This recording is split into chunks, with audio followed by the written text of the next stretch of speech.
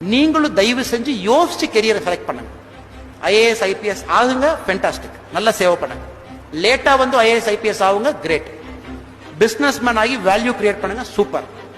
Doctor ஆகி invention பண்ணுங்க, fantastic. But என்ன இருந்தா கூட அவர் சொன்ன மாதிரி உங்களால ஒரு வேல்யூ கிரியேட் ஆகணும். VALUE, value.